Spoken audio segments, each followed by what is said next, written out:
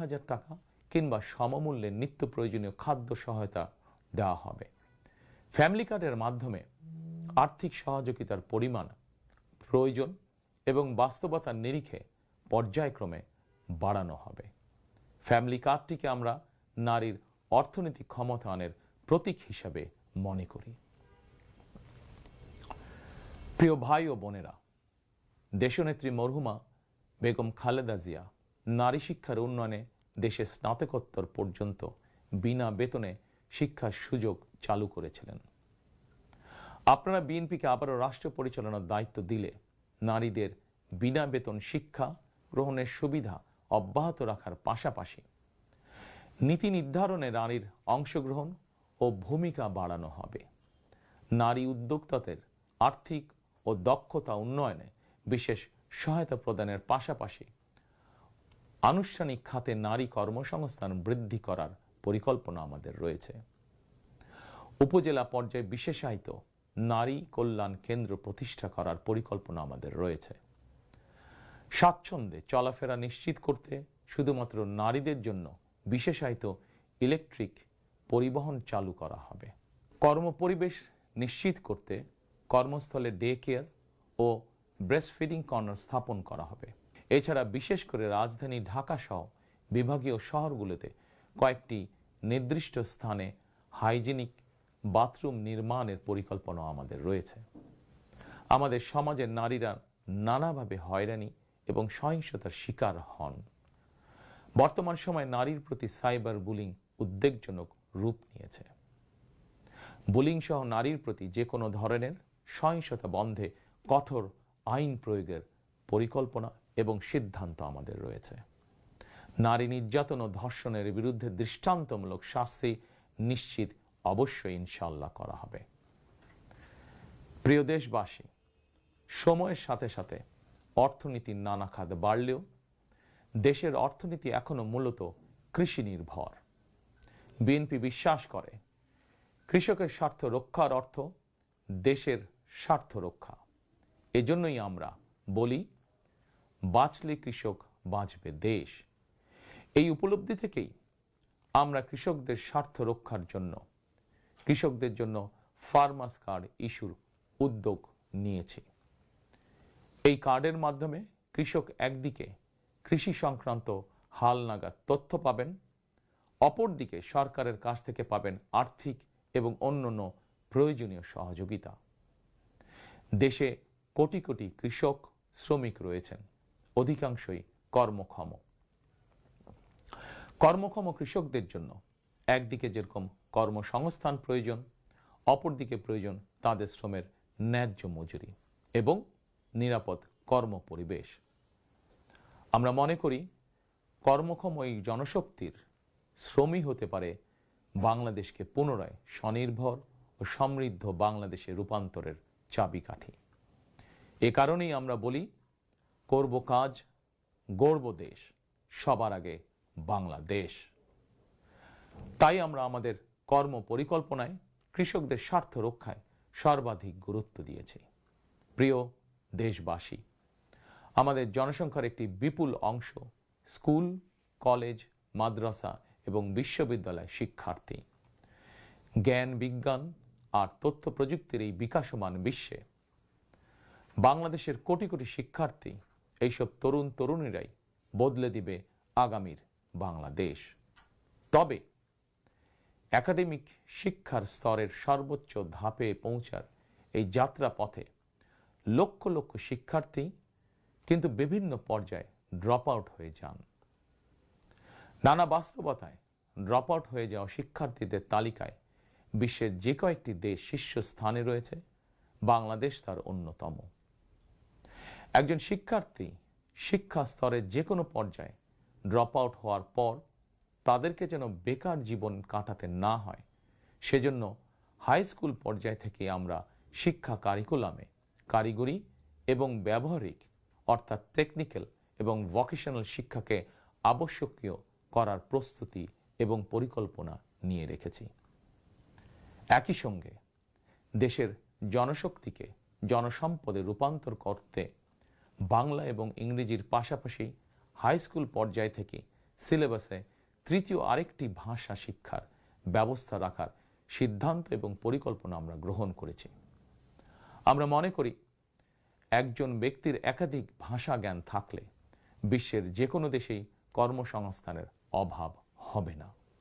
বৈশ্বিক চ্যালেঞ্জ মোকাবেলা করে একজন শিক্ষার্থী যাতে যোগ্যতম হিসেবে এগিয়ে যেতে পারেন, সেই চিন্তাকে সামনে রেখেই আমরা শিক্ষা বিশেষজ্ঞদের গবেষণা এবং সুপারিশের ভিত্তিতে শিক্ষা কারিকুলাম পরিমার্জনের পরিকল্পনাও চূড়ান্ত করেছি।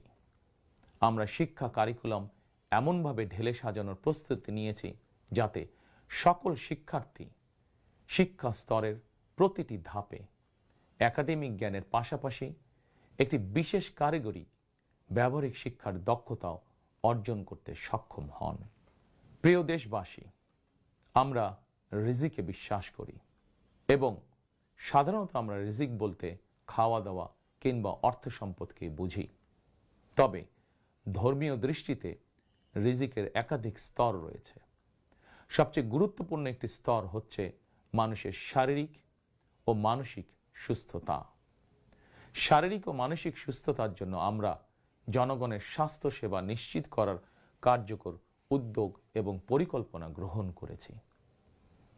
জনগণের দৌড়গোড়ায় চিকিৎসা সেবা পৌঁছে দিতে prevention is better then cure, অর্থাৎ প্রতিকারের চেয়ে প্রতিরোধী উত্তম, আমরা এই নীতিতে প্রবর্তন করতে চাই। এই লক্ষ্যে আমরা প্রাথমিক স্বাস্থ্য ও চিকিৎসা কোর্স সম্পন্ন করিয়ে সারা দেশে 1 লক্ষ হেলথ কেয়ার নিয়োগ দেওয়ার পরিকল্পনা গ্রহণ করেছি। নিয়োগ পাওয়া হেলথ কেয়ারদের শতকরা 80% হবেন নারী সদস্য।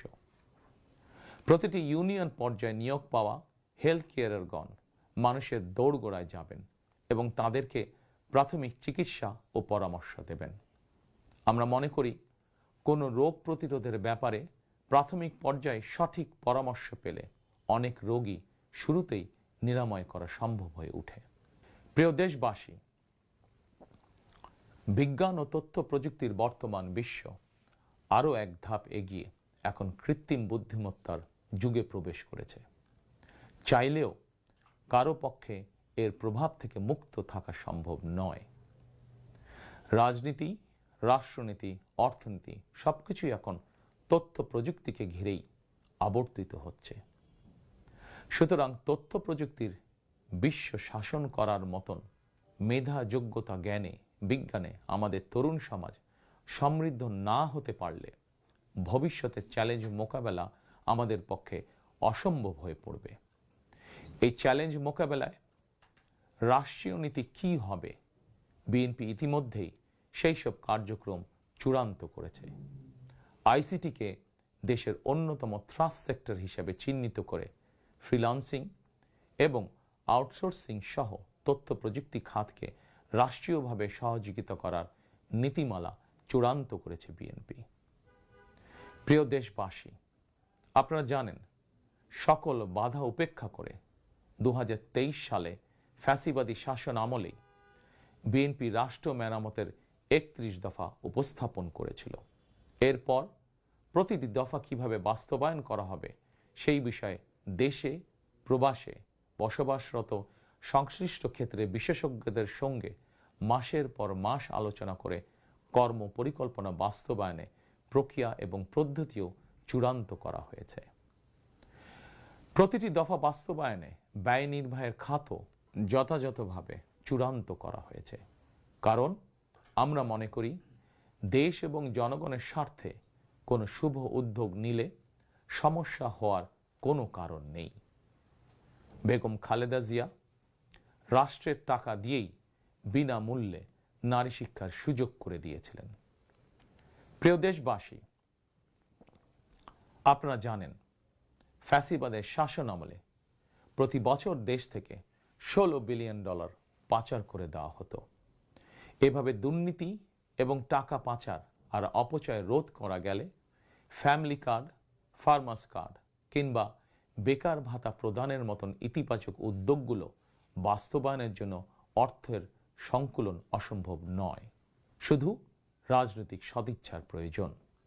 জনস্বার্থে প্রতিশ্রুতি পূরণের রাজনৈতিক সদিচ্ছা বিএনপির রয়েছে। প্রিয় দেশবাসী, আমাদের সকল ওয়াদা বাস্তবায়নের জন্য আপনাদের দোয়া, সমর্থন, সহযোগিতা এবং ভোট চাই। প্রিয় দেশবাসী, জনগণ রাষ্ট্রের মালিক। জনগণ রাষ্ট্রের মালিক হলে রাষ্ট্রের সুযোগ সুবিধাও ভোগ করা জনগণের অধিকার। কিন্তু ফ্যাসিবাদ আমলে সকল সুযোগ সুবিধা সম্পদ জনগণের পরিবর্তে মাফিয়া সিন্ডিকেটের হাতে কুক্ষিগত ছিল।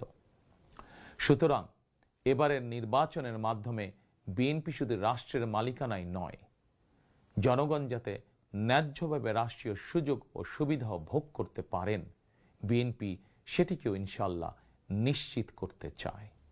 প্রিয় দেশবাসী, সমাজের প্রতিটি শ্রেণী পেশার মানুষের প্রতি লক্ষ্য রেখেই আমরা আমাদের আগামীর বাংলাদেশ গড়ার পরিকল্পনা সাজিয়েছি। আমাদের এই পরিকল্পনা থেকে সমাজের কোনো অংশই বাদ যায়নি। দেশে প্রতিবন্ধী প্রায় 40 লক্ষ মানুষের কল্যাণ নিয়েও আমাদের পরিকল্পনা রয়েছে। আমরা মনে করি প্রতিবন্ধী মানুষদের প্রতি শুধু পরিবার নয়, রাষ্ট্রেরও বিশেষ দায়িত্ব রয়েছে। আমরা সেই দায়িত্ব যথাযথভাবে পালন করতে চাই। বাংলাদেশে প্রায় 2 লক্ষ মসজিদ রয়েছে। এই মসজিদের কয়েক লক্ষ খতিব, ইমাম, মুয়াজ্জিম সাহেব রয়েছেন। জন্ম থেকে মৃত্যু পর্যন্ত এই মানুষগুলোর সঙ্গে আমাদের রয়েছে ধর্মীয়, সামাজিক, আত্মিক এবং আধ্যাত্মিক সম্পর্ক। এদের অনেকেই আর্থিকভাবে পিছিয়ে রয়েছেন। জনগণের রায় বিএনপি রাষ্ট্র পরিচালনার সুযোগ পেলে দেশের ইমাম, খতিব, মুয়াজ্জিম এবং একইভাবে অন্য সকল ধর্মের ধর্মীয় গুরুদের জন্য রাষ্ট্রীয়ভাবে আর্থিক সহযোগিতা ইনশাল্লাহ আমরা নিশ্চিত করতে চাই। প্রিয় দেশবাসী, পতিত, পরাজিত ও বিতাড়িত ফ্যাসিবাদ অপশক্তি দেশের সকল সাংবিধানিক এবং বিধিবদ্ধ প্রতিষ্ঠানগুলোকে অকার্যকর করে দিয়েছিল। প্রশাসনকে চূড়ান্ত রকমের দলীয়করণ করে ফেলেছিল। প্রশাসন পরিচালনায় বিএনপির নীতি হবে প্রতিটি সাংবিধানিক প্রতিষ্ঠান চলবে সাংবিধানিক নিয়মে। শাসন প্রশাসনকে দলীয়করণ নয়, প্রশাসনে নিয়োগ কিংবা পদোন্নতি হবে মেধা এবং যোগ্যতার ভিত্তিতে। জনপ্রশাসন সঠিক ভিত্তির উপর প্রতিষ্ঠিত হতে না পারলে আমাদের কোনো উদ্যোগেরই সুফল মিলবে না। আমরা ইতিমধ্যেই জনগণের সামনে উপস্থাপিত আমাদের দলীয় ইশতেহারে বলেছি, জনগণের রায় বিএনপি রাষ্ট্র পরিচালনার দায়িত্ব পেলে সরকারি কর্মকর্তা এবং কর্মচারীদের জন্য যথাসময়ে জাতীয় পে স্কেল ঘোষণা এবং বাস্তবায়ন করা হবে। প্রিয় দেশবাসী, বিশ্বের বিভিন্ন দেশে প্রায় 1.5 কোটি প্রবাসী বাংলাদেশির বসবাস। প্রবাসীরা অনেকেই বাংলাদেশে তাদের প্রিয় পরিবার পরিজন ছেড়ে বিশ্বের বিভিন্ন দেশে বসবাস করেন। বৈদেশিক আয়ের ক্ষেত্রে বাংলাদেশে গার্মেন্টস সেক্টরের পরই প্রবাসী বাংলাদেশিদের অবদান। কিন্তু দেশে প্রবাসীদের সুযোগ সুবিধা, সম্মান এবং মূল্যায়নের ক্ষেত্রে তাদের অভিযোগ দীর্ঘদিনের। দেশে বিদেশে প্রবাসীদের সম্মান, সুযোগ সুবিধা, সুরক্ষা, অধিকার নিশ্চিত করার লক্ষ্যে এবার আমরা প্রবাসী কার্ড প্রবর্তনের পরিকল্পনা গ্রহণ করেছি। এই কার্ডের মাধ্যমে দেশে প্রবাসীদের অর্থনৈতিক বিনিয়োগ সুরক্ষা এবং বিমানবন্দরে তাদের হয়রানি বন্ধ সহ কয়েকটি সুবিধা বিদ্যমান থাকবে ইনশাআল্লাহ। দক্ষ বাংলাদেশি শ্রমিক বিশ্বের কোনো দেশে কাজের নিশ্চয়তা বা অফার পেলে বিদেশে কর্মস্থলে যোগদানের জন্য তাদেরকে যাতে দেশে তাদের জায়গা জমি বিক্রি করতে না হয়, এজন্য রাষ্ট্রীয়ভাবে তাদেরকে সহজ শর্তে ঋণ সুবিধা দেওয়ার পরিকল্পনা আমাদের রয়েছে। প্রিয় দেশবাসী, বাংলাদেশের 90% বেশি মানুষ মুসলমান। মহান আল্লাহর দরবারে আমাদের সকলের একটাই প্রার্থনা, রব্বানা আতিনা ফিদ দুনিয়া হাসানাতান ওয়া ফিল আখিরাতি হাসানাতান ওয়া কিনা আযাবান নার। হে আল্লাহ, আমাদেরকে দুনিয়াতে কল্যাণ দাও, আখিরাতে কল্যাণ দাও, দোজখের আগুন থেকে বাঁচাও। শহীদ প্রেসিডেন্ট জিয়াউর রহমান সংবিধানে সর্বশক্তিমান আল্লাহর উপরে পূর্ণ আস্থা ও বিশ্বাস, এই কথাটি সন্নিবেশিত করেছিলেন। কিন্তু তাবেদার সরকার সংবিধান থেকে এই কথাটি বাদ দিয়েছিল।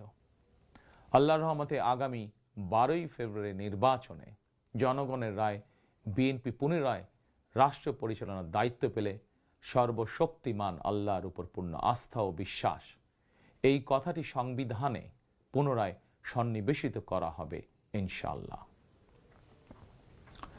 প্রিয় দেশবাসী, আমাদের এই ধর্মীয় বিশ্বাস এবং মূল্যবোধের বিরুদ্ধে বিভিন্ন সময় সামাজিক রাজনৈতিক আগ্রাসন চালানোর অপচেষ্টা হয়েছিল। অপরদিকে দেশ বরেণ্য অনেক আলেম ওলেমা সোচ্চার কণ্ঠে বলেছেন, কেউ কেউ স্রেফ দলীয় স্বার্থ হাসিলের জন্য ধর্মের অপব্যাখ্যা করে বিশ্বাসী মুসলমানদেরকে বিভ্রান্ত করারও অপচেষ্টা চালাচ্ছে। সুতরাং সকল বিশ্বাসীদের প্রতি আহ্বান, কেউ যেন বিশ্বাসী মুসলমানদেরকে বিভ্রান্ত করতে না পারে সে ব্যাপারে আমাদের সকলকে সতর্ক থাকতে হবে।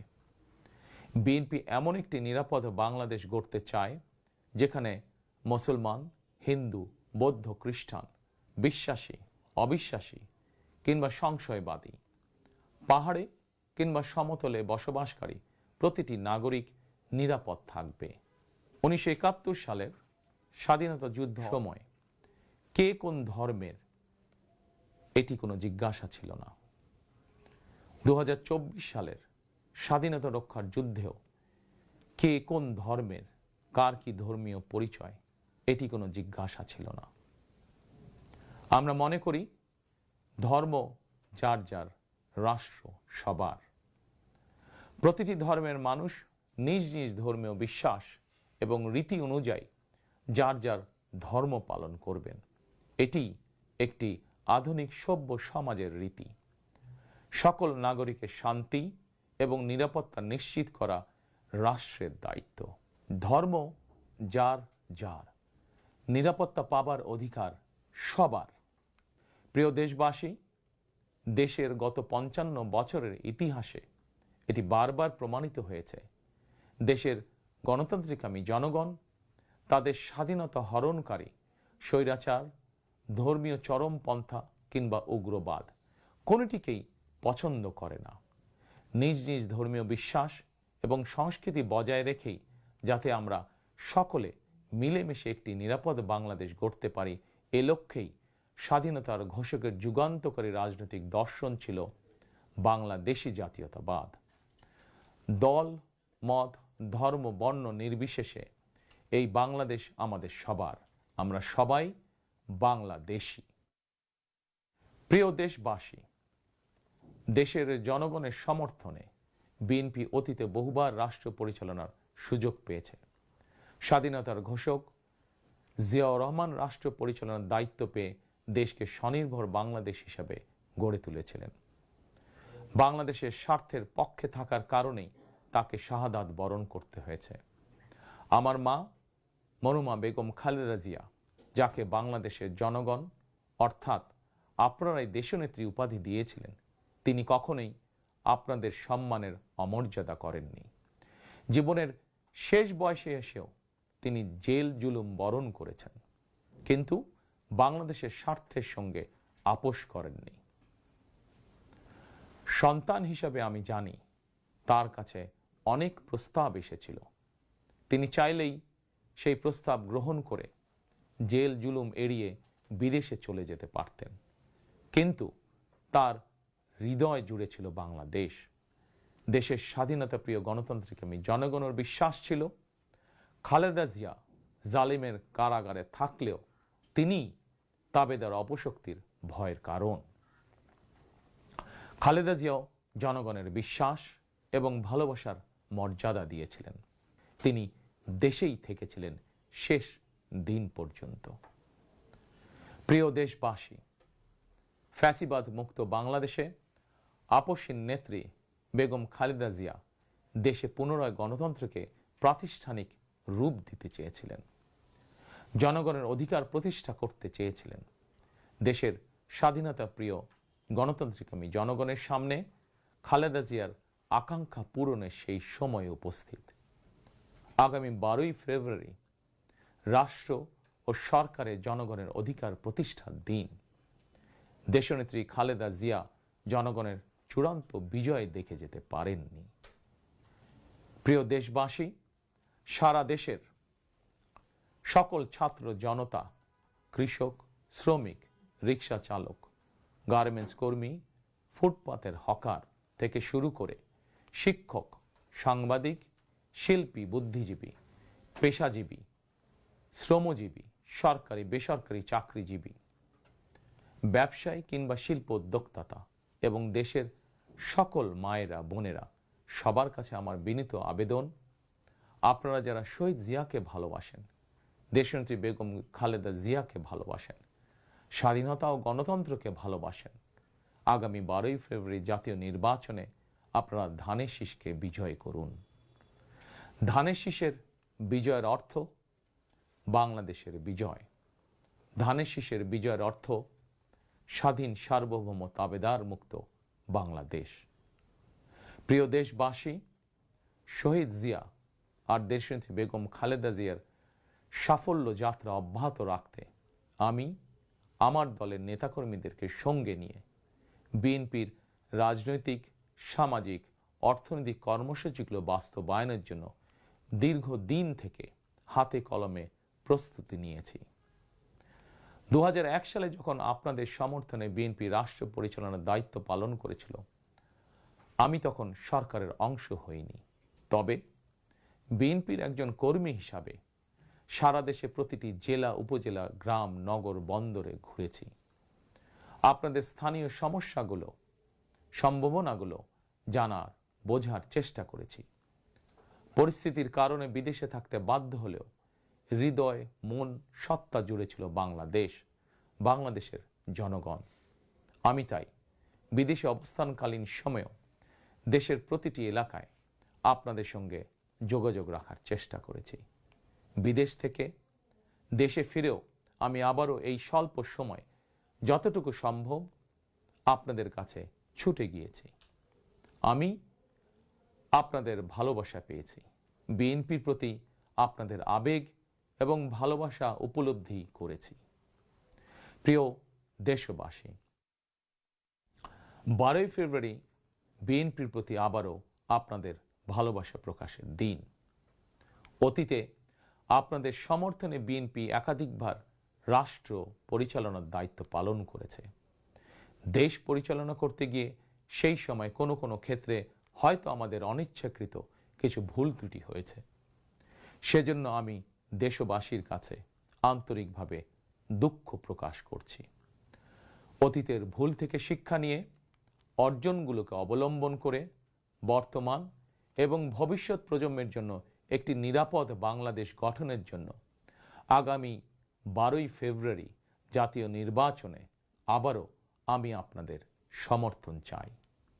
আমি দেশ এবং জনগণের জন্য, আপনার এবং আপনার পরিবারের সদস্যদের জন্য যেসব পরিকল্পনা গ্রহণ করেছি, প্রতিটি পরিকল্পনা বাস্তবায়নের জন্য ধানের শীষে আপনাদের সমর্থন এবং আপনাদের ভোট চাই। প্রিয় দেশবাসী, প্রতিটি পরিকল্পনা বাস্তবায়নের জন্য কঠোরভাবে দুর্নীতি নিয়ন্ত্রণ, আইনের শাসন প্রতিষ্ঠা এবং জনগণের কাছে রাষ্ট্র এবং সরকারকে দায়বদ্ধ রাখার কোনোই বিকল্প নেই।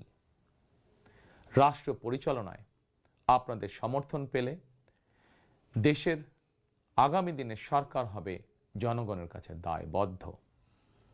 দেশে দুর্নীতি নিয়ন্ত্রণে যতটা কঠোর হওয়া যায়, বিএনপি সরকার ইনশাল্লাহ ততটাই কঠোর হবে।